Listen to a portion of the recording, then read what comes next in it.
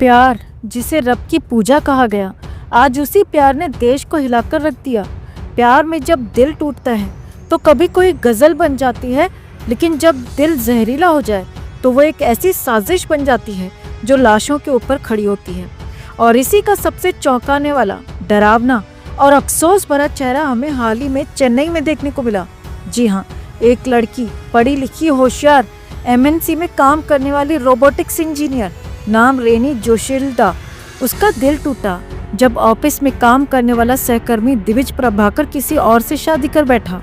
लेकिन ये प्यार एक तरफा था। दिविज ने कभी कुछ वादा नहीं किया था, पर जोशील्दा को ये इनकार बर्दाश्त नहीं हुआ। उसने ठान लिया कि अगर मेरा प्यार नहीं मिला तो उस इंसान की जिंदगी बर्बाद कर दूंगी। यहाँ तक कि देश को भी खतरे में डाल दिया गया। उसने दिविज के नाम से फर्जी ईमेल आईडी बनाई और भेज दिए बम धमाकों की झूठी धमकियां, वो भी 12 राज्यों में। सोचिए, एक ऐसा मेल जिसमें लिखा था, आज एयर इंडिया का प्लेन क्रैश हो गया क्योंकि तुमने मेरी चेतावनी को नजरअंदाज किया। अब मेरी ताकत समझ आ गई ना। और सबसे डरावनी बात ये कि उसी दौरान अहमदाबाद में सच में एक प्लेन क्रैश हो गया जिसमें कई मासूम लोगों की जान चली गई। माँ बाप के इकलौते बेटे, बेटियों के सिर से बाप का साया, बुजुर्गों की जिंदगी की आखिरी उम्मीद, सब उस हादसे में खत्म हो गए। और इसी दर्दनाक हादसे पर बैठकर ये लड़की एक फेक मेल भेजती है ताकि उसका पुराना बॉयफ्रेंड फंस जाए। सोचिए उन माओं का जिनके बेटों ने आखिरी बार फोन पर कहा था, माँ मैं पहुँचने वाला हूँ, और फिर हमेशा के लिए खामोश हो गए। क्या उस पिता की आंखों में झांका है आपने, जो एयरपोर्ट पर अपने बेटे को सी ऑफ करने आया था लेकिन उसके अंतिम संस्कार की राख लेकर लौटा?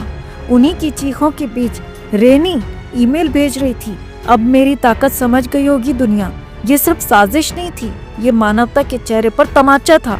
IPL फाइनल के दौरान नरेंद्र मोदी स्टेडियम, गुजरात के कई स्कूल्स, मेडिकल कॉलेज, हर जगह बम की धमकी, और पीछे सिर्फ एक चेहरा, रेनी।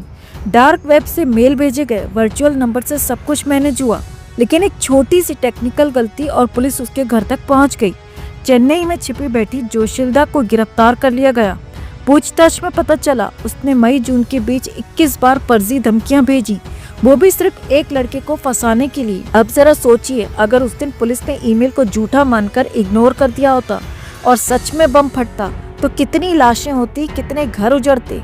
रेनी ने न सिर्फ कानून का मजाक उड़ाया बल्कि उन मरने वालों की आत्माओं का भी अपमान किया जो सच में उस प्लेन क्रैश में मारे गए। आज वो जेल में है, लेकिन उसका किया हुआ पूरे देश की नींदें उड़ाकर चला गया। ये घटना हमें बताती है कि प्यार अगर जिद बन जाए तो वो ताजमहल नहीं बनाता बल्कि ताबूत बना देता है। इसीलिए जरूरी है कि हम इस डिजिटल युग में सतर्क रहें।